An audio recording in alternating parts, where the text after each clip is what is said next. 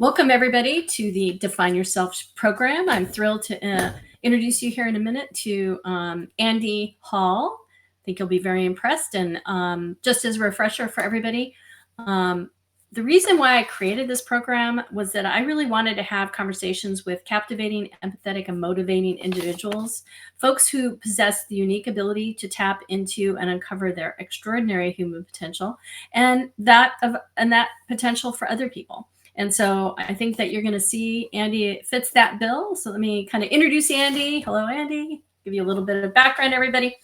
So Andy has 30 years plus operational and senior leadership experience in leading retail and leisure organizations, both in the UK and the US.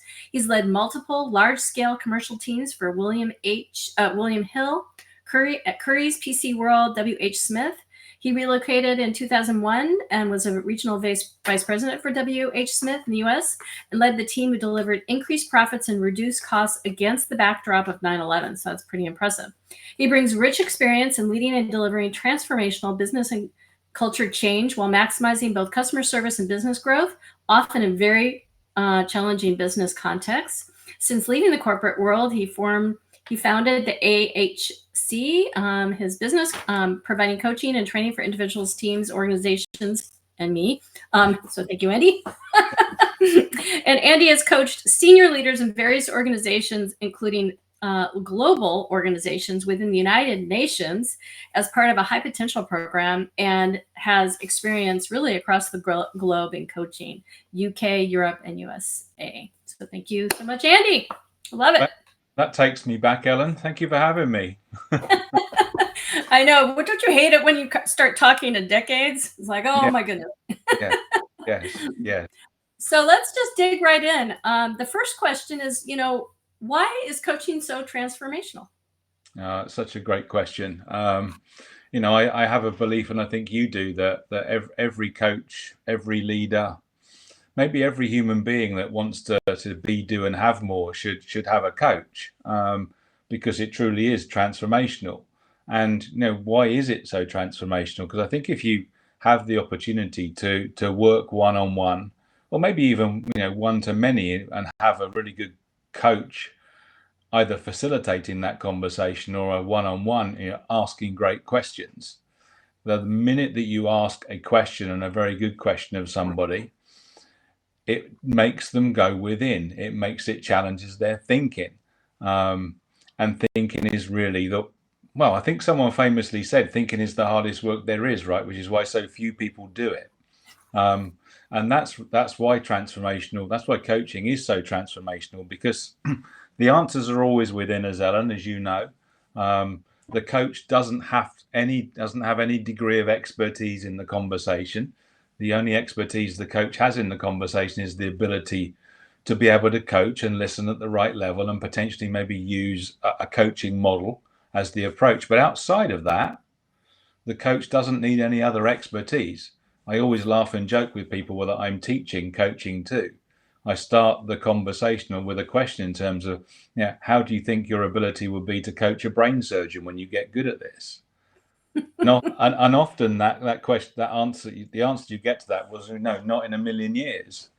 I couldn't possibly coach a brain surgeon. Well, you can. Anybody can coach a brain surgeon, because all you're going to do, irrespective of your knowledge about surgery, is ask questions. We're not mentoring in the coaching space very often. Mentoring is where you come from that place of expertise. Coaching, you need zero expertise apart from the ability to have good questions and ask a great question. The individual goes within. They literally dig into their other than conscious mind, their subconscious mind, and they start to think into the answers. That I have a belief, and I think all good coaches always believe are always there. You're just not aware of it yet as an individual. So I love it. I was just going to tease you that your philosophy is making Socrates smile somewhere. Is that what it was? It was Socrates, was it? Yeah, the Socratic method, asking a lot of questions. Right. And then just a little bit of a funny Ellen history, because it's funny when you talk about like using, the hardest thing to do is thinking.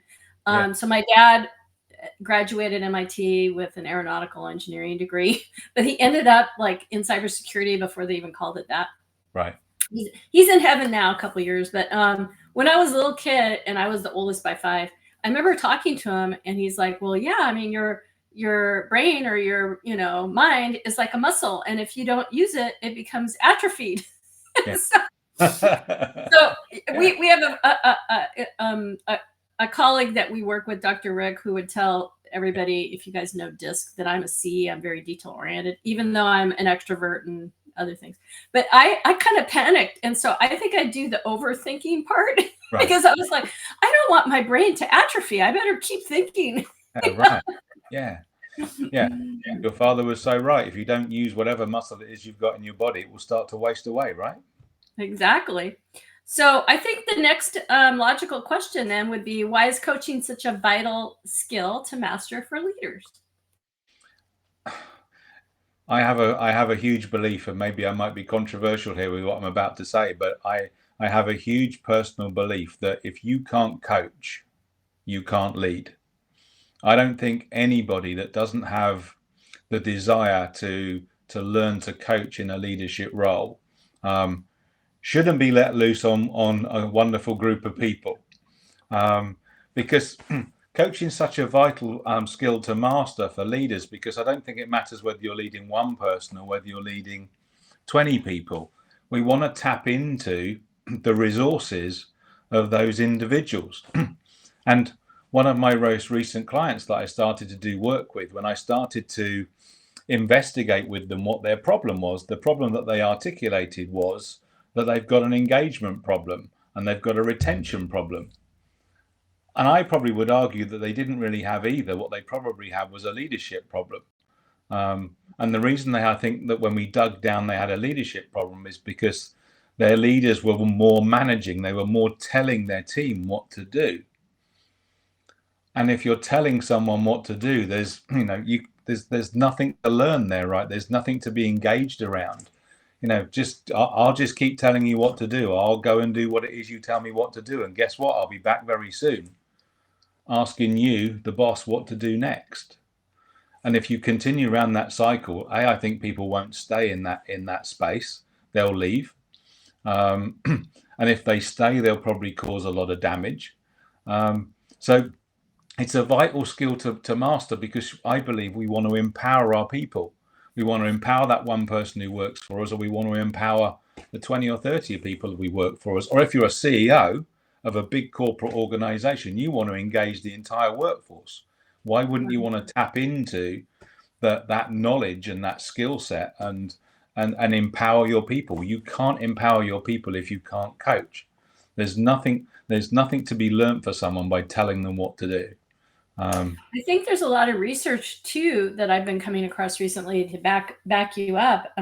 Just my own experience, and I know that you know my background, but when I worked at Microsoft and Costco in IT, the whole agile transformation was one from top-down management to servant leader, Right. and self-forming, organizing scrum teams or agile teams who could have the delegated authority to do the development for their kind of experiment in that sprint, 2 weeks, 4 weeks. And so it just became such a huge model in my own mind. And when you think about the different generations, some of the research I've seen for the different generations, I'm a baby boomer. I won't ask you to out yourself on, but anyway, but some of the younger generations are demanding Absolutely. the ability to actually be delegated to Yeah. be creative with the how, Yeah. because they want the results, and managers want the results, and leaders want the results, and they don't necessarily have to tell you the how.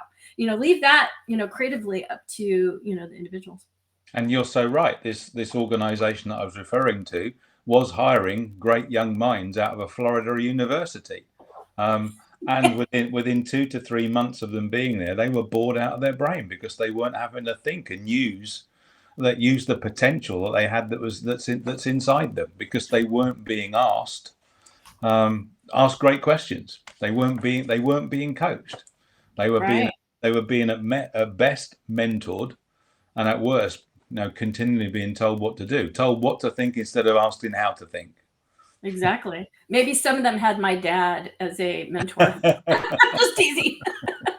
Hey, look, mentoring has its place. Of course it does in any Yeah, organization. absolutely. Yeah, I'm not dissing mentoring here. what I'm Oh saying, no, I'm just teasing. yeah, So what I'm saying is that, leaders have got to learn to coach. They've got to learn to ask their people questions, because you'll be surprised by the answers that you'll get, in terms of tapping into their own ability and tapping into their own resources. They often know how to do things better than you and I do.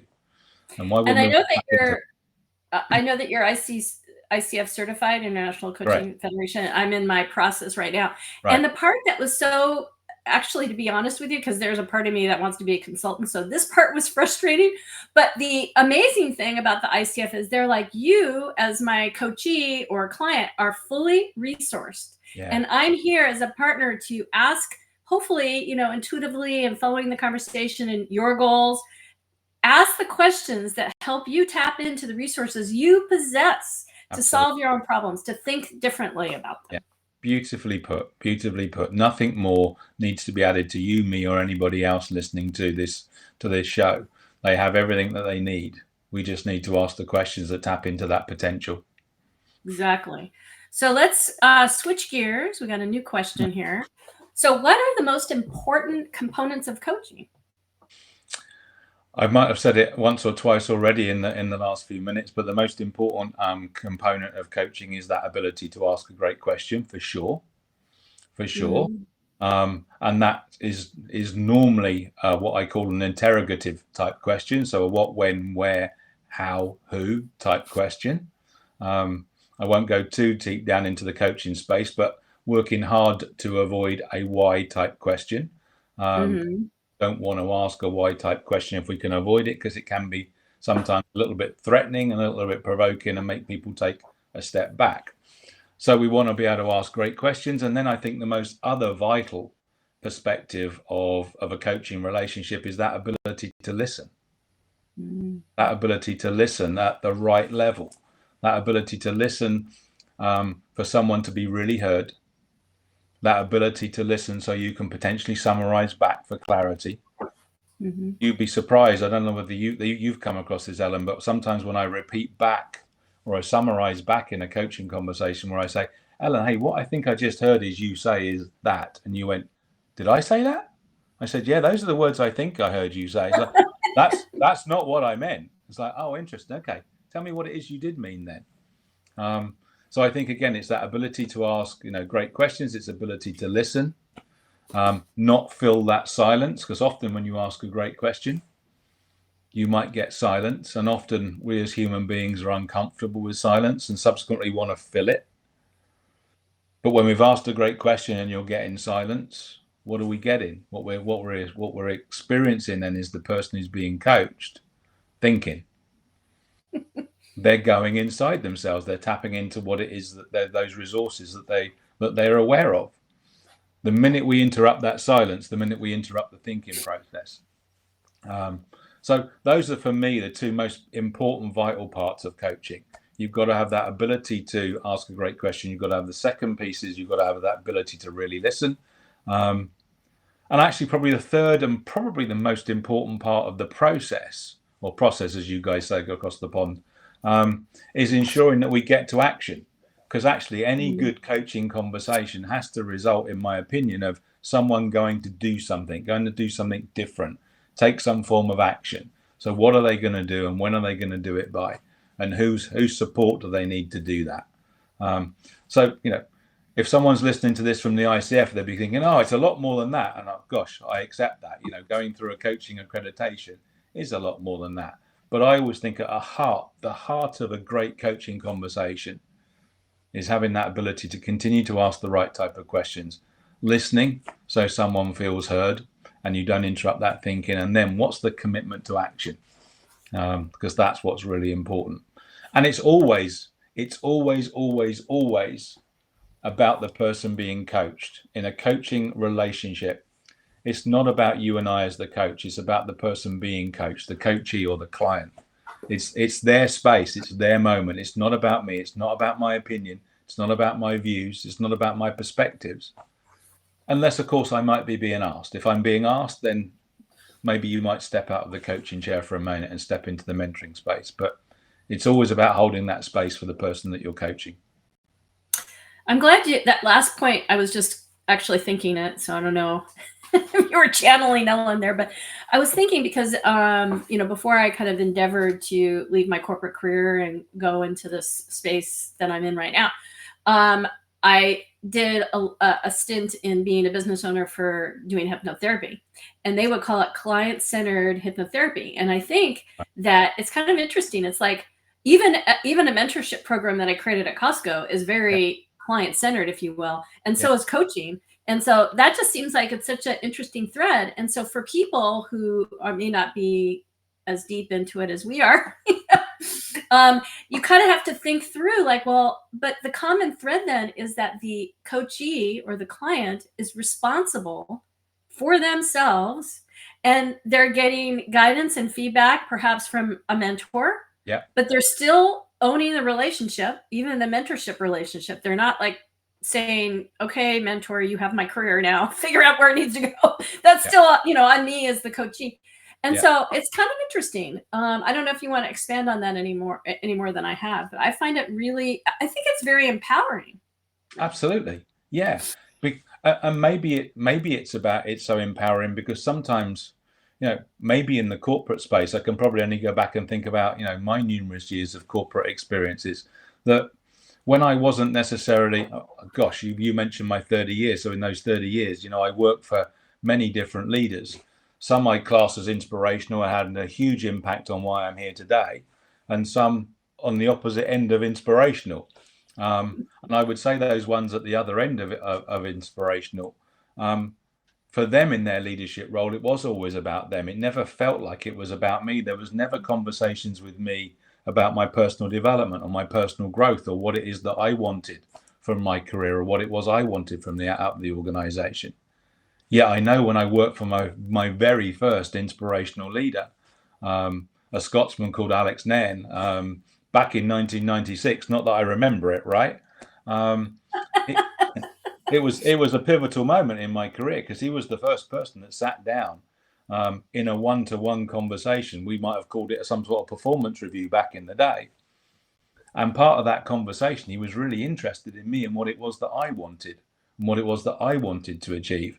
Not just about how I was performing as one of his team against KPI metrics. That was important, of course it was, but there was some time in there about me. And in a retail organization, I'd been in there for probably 14 or 15 years. He was also the first person that really taught me about being customer centric and how important the customer was at the heart of a retail experience. You'd think that might have been mentioned in the 13 or 14 years that had gone before, right? Working in retail, but it wasn't. Isn't that's just fascinating. So in that case, if I'm hearing you correctly, let me see if I got this right. Your inspirational leader, his focus, not only as you being client-centered, he was focused on customer-centric. So it was good for the business, like absolutely all the way around. Good for him too as a byproduct, but yeah. Yeah, he transformed the area that I worked on at the time. He transformed our customer metrics and measures in a way that just distanced ourselves from the other regions within the organization because we just started to talk about it first and put the customer first. Exactly. Yeah. When you look back at it, and then you'd think it was probably the first thing that I was spoken to about in 1981 or 82 when I joined the retail organization, but ironically, it wasn't. So I'm just about ready to post a interview that I did with my husband, Oh. But it has to do with retail. So Nordstrom, he worked for Nordstrom. Oh my God! And they were based in Seattle, and he met one of the Nordstroms. I can't remember. I think it might have been John. And my husband's like on day 3 of working in this warehouse, and they had completely done the warehouse system. So it was, in the past, I'm assuming that in the past they would have specific bin locations fixed, but then most warehouse situations will kind of randomly assign them. And so John Nordstrom's walked through and he's like, this isn't working the way it was designed. And he looks at like the 3 people, and my husband's like the youngest and the least senior. He's like, okay, so can I count on you to like fix this so that when I come back in 3 days, you guys are running according to how the design was?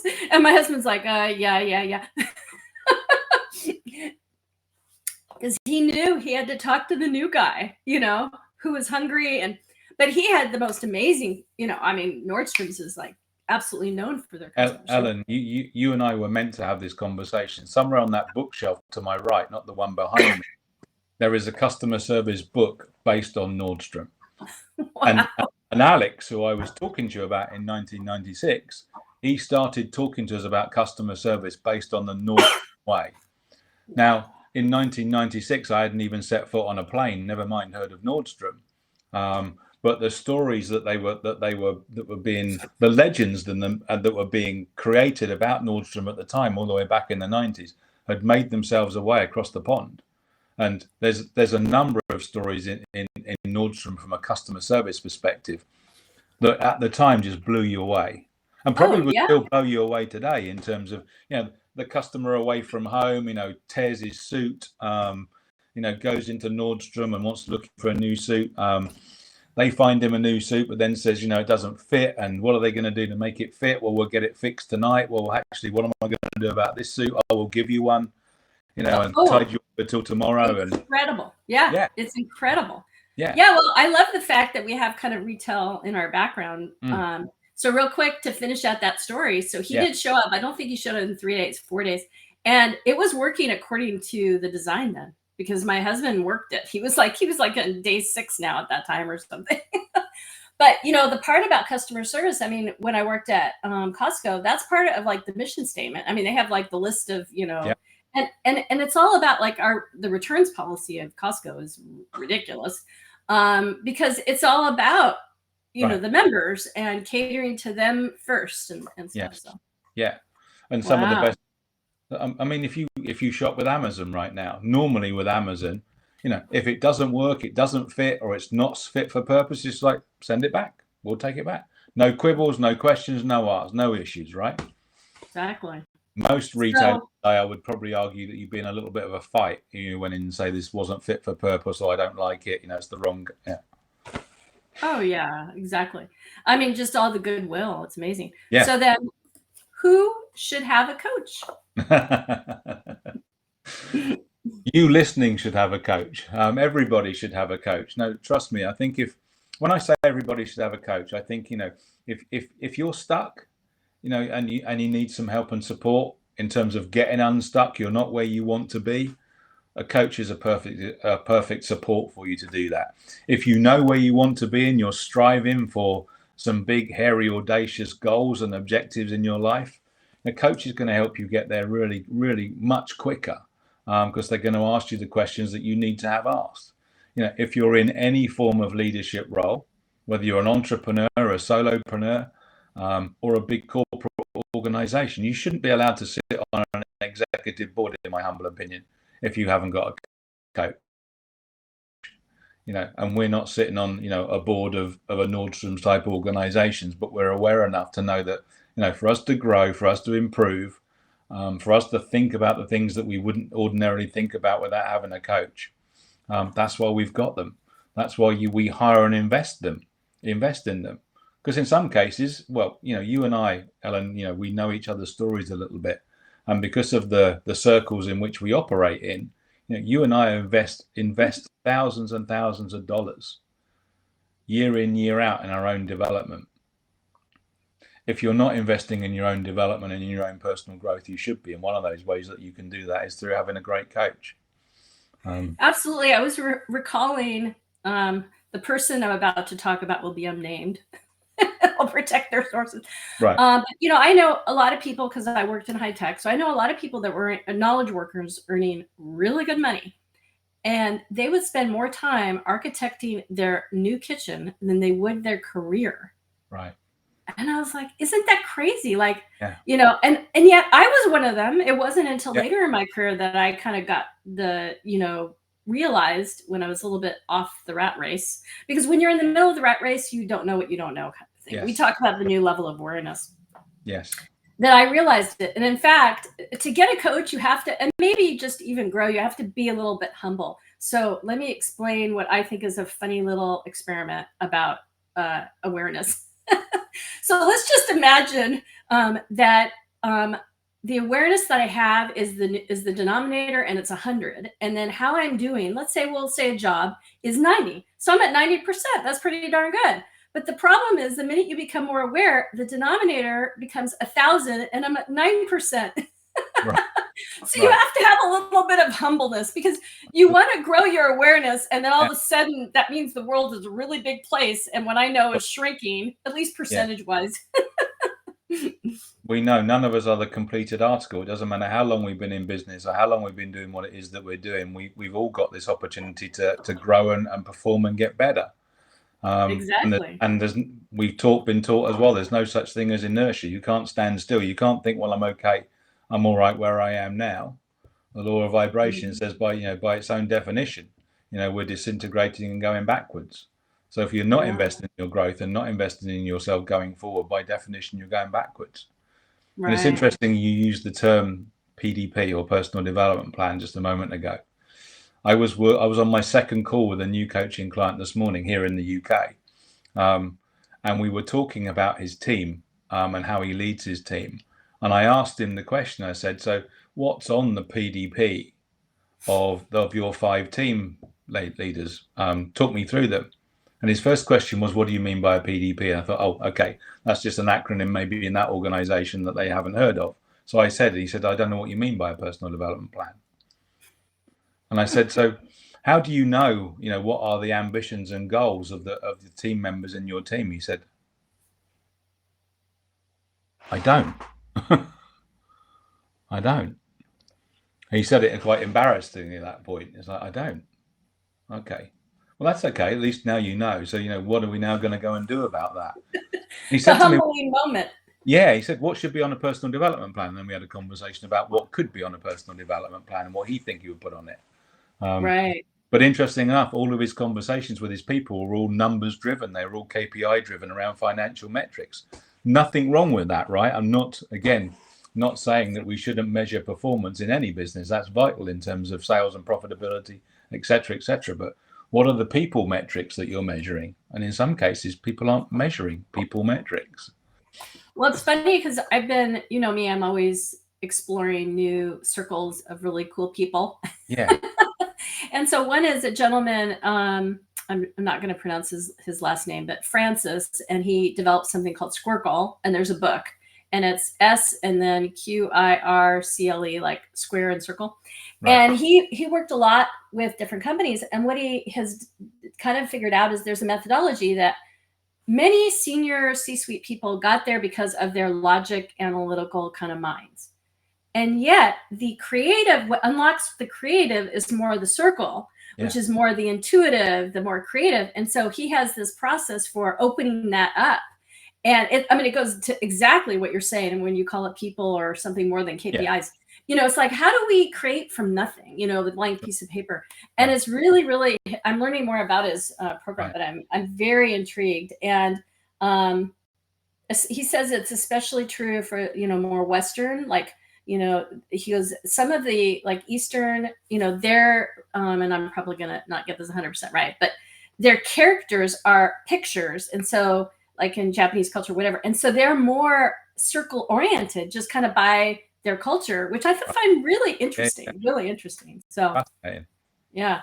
But I want to kind of turn the page because we got one more question, which I think this is going to be a beefy one. Right. And so I really want to know more about your Leaders of Coach program that you and your team has created, because I think this perfectly sets up, we're perfectly set up for this question, because like you said, everybody needs a coach. And many people, in our space talk about what's the difference between a leader and a manager. And, I'm wondering if maybe we're losing the forest to the trees. So take it away.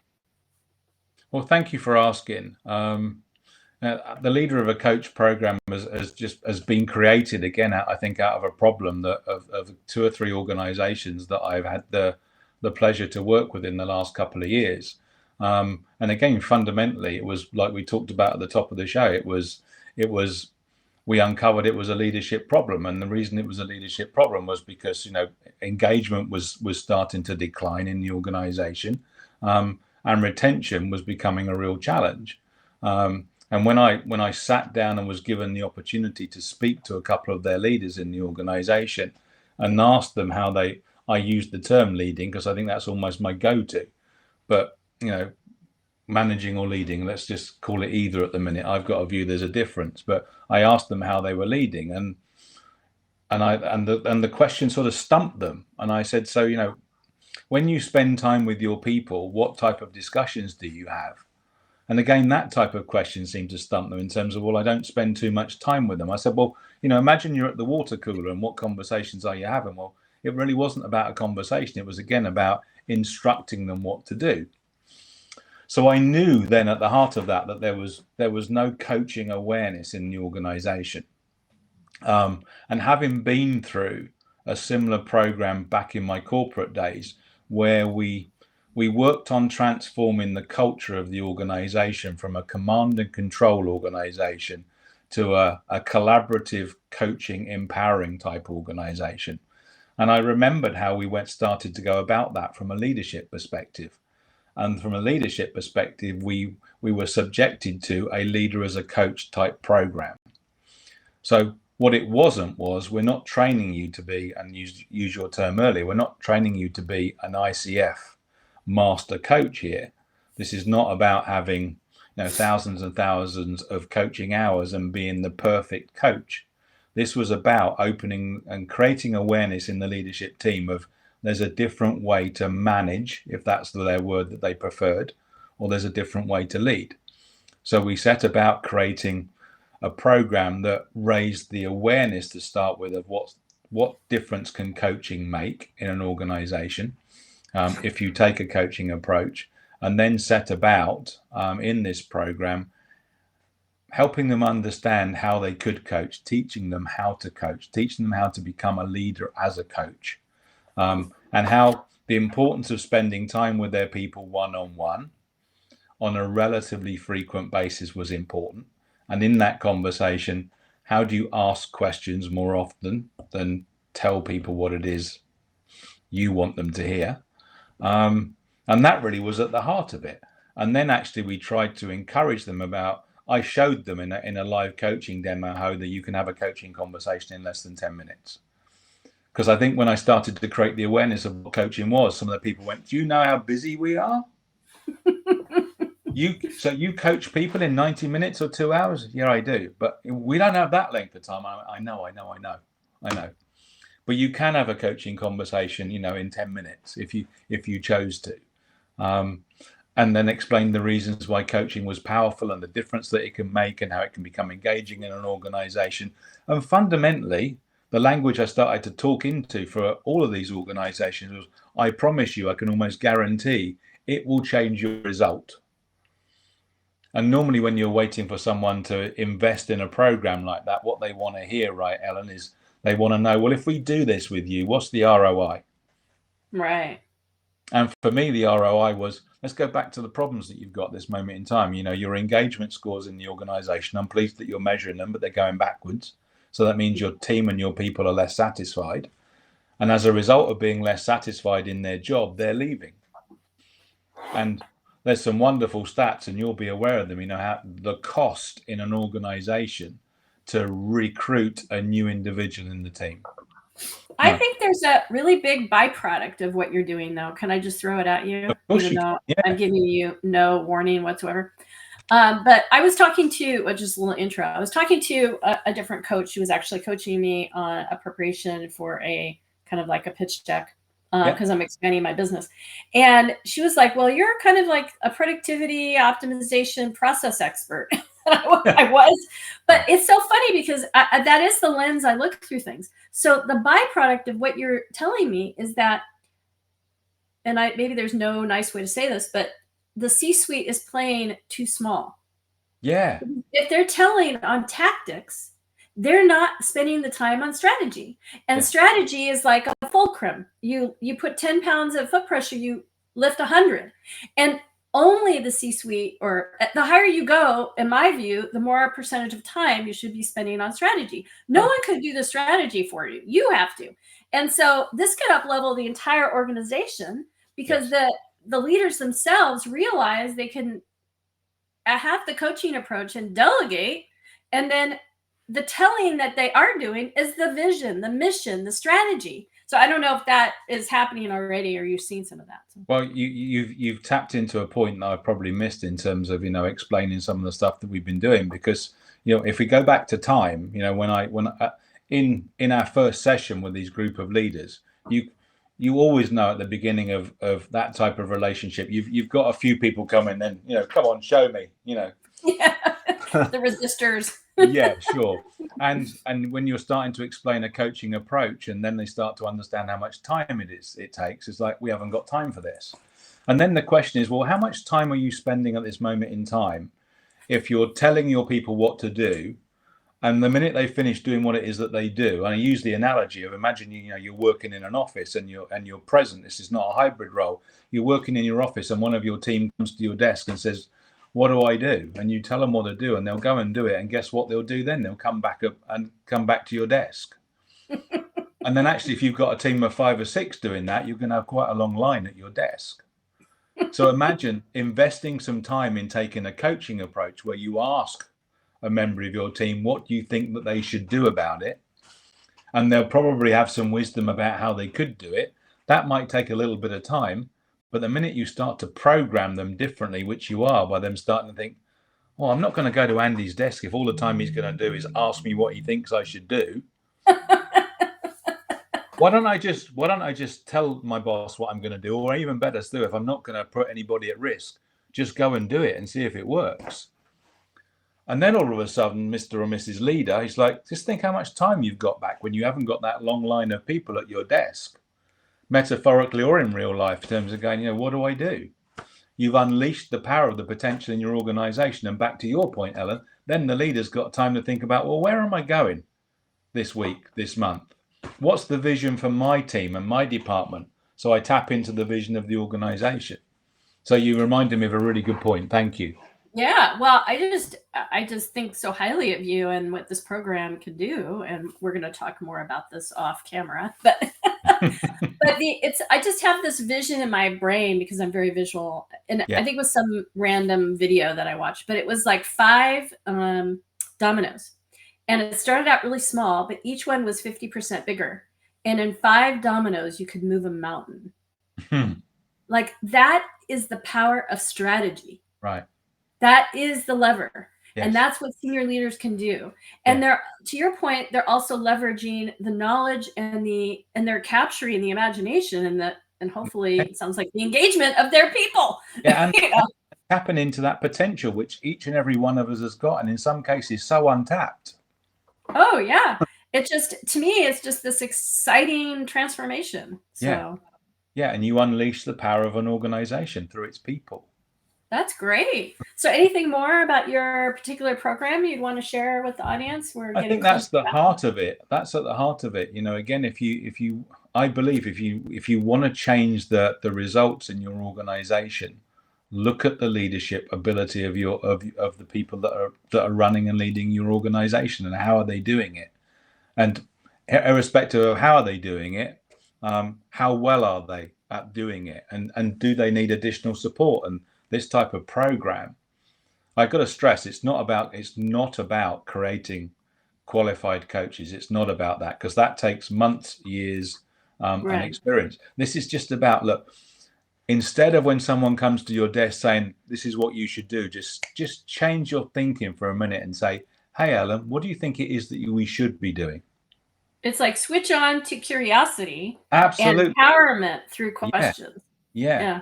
Get curious, for sure. Yeah. And it's such a difficult habit, because we're finding this as we're going through the program, because part of the program is we're giving people the opportunity to coach in a safe space. So we're putting people into groups of 3s, triads as I call them: coach, coachee, and observer. And the biggest challenge that leaders are having to switch into that coaching approach is, they won't ask a question. They want to move into that leading space. They want to move into that, because inside an organization, someone always knows the answer, right? So you always get, instead of coaching, always get, have you thought of, or, what about trying it this way? It's no. We don't want to know what your way is. We want to know what we think their way is. Because that's the key, and that's the biggest habit to change. when you start Right. to ask leaders to think about coaching. It Right. seems to be so difficult and so challenging just to instantly think, okay, what would you do? They just Yeah. think that they think that as the more senior person in the relationship, they have a responsibility to know all the answers and subsequently tell them. And I don't believe. Yeah, well, that's a mindset within. I mean, Yeah, you and I talk about mindset a lot too. That's kind of a mindset thing, and especially in my silly math example. Like, even if we were Einstein, we don't know everything, you no, know? no. And that's you back to your point about humility and being humble.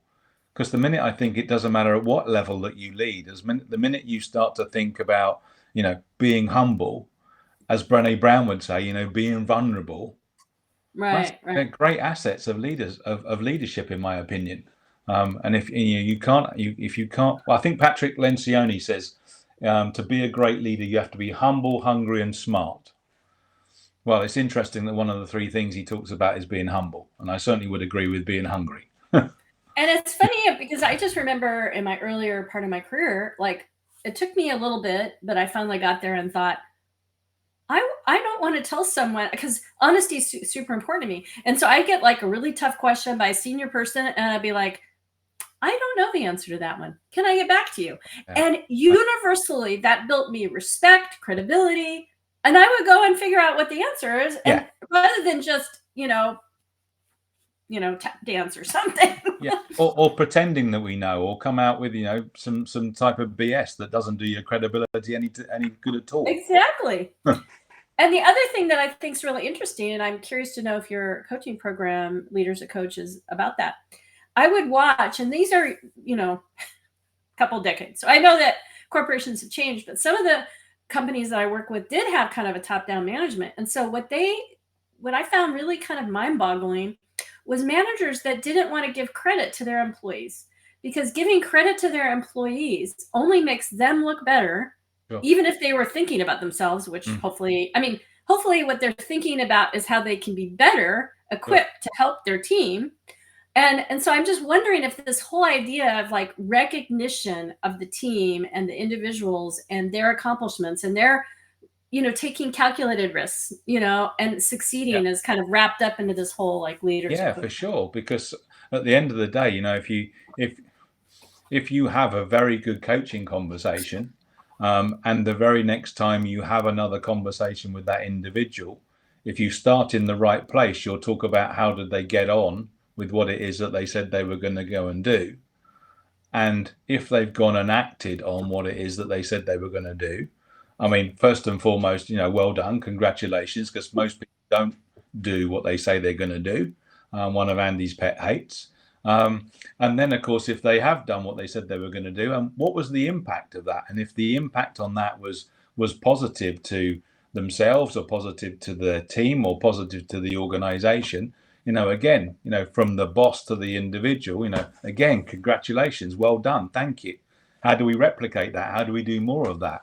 Then that whole sort of recognition piece is wrapped up in the engagement piece as a part of how you're of the relationship with your people. So And even if that person who's the coachee says, well, I tried something and it didn't work, I can't tell you. Like the failures I have helped me learn and helped future successes. Like yeah, sometimes I forget the successes I had, but I remember that failure. I'm not going to do that way again, yeah, and so it still becomes a win. of course, yeah. Failure is your leader's greatest companion, for sure. And Yeah. we should be encouraging our people, as you used the word earlier, calculated risk, so they're not putting themselves in harm's way or the organization in harm's way, but to try some stuff and to fail. Those of us that are can remember trying to ride a bike for the first time, we probably fell off, and I don't know what they call them in America. We call them stabilizers over here. What do you call them? I can't remember. The things that stop you, on the bike before you take the things off. Oh, training wheels. Training wheels. Okay, yeah.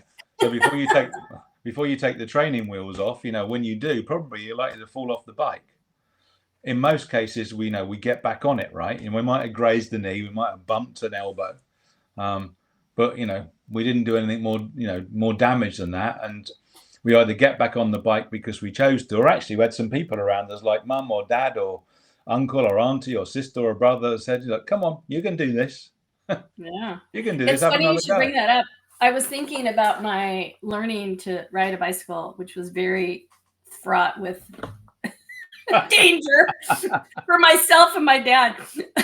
But we tried it in the front of the elementary school, and there was a lot of like curbs and stuff, and I was like going straight for it, so no training wheels.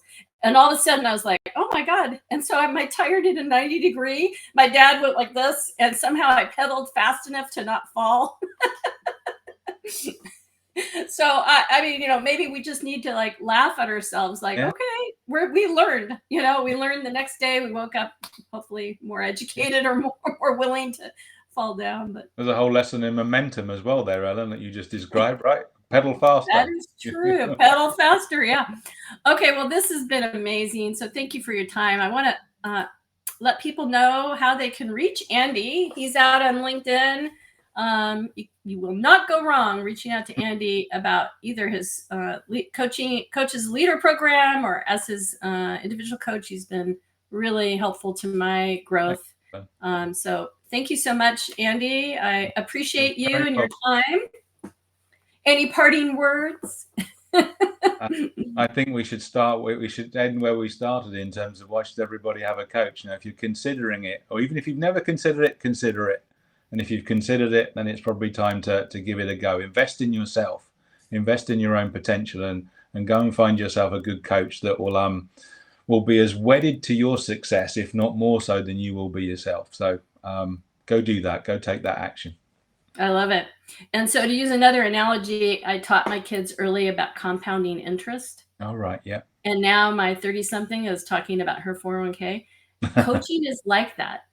Right. Invest in yourself for the compounding interest. So sure. Love it. Okay. Thank you, my friend. Thank you for having me. I appreciate you giving me the opportunity to chat with you. Thank you. Awesome to have you here.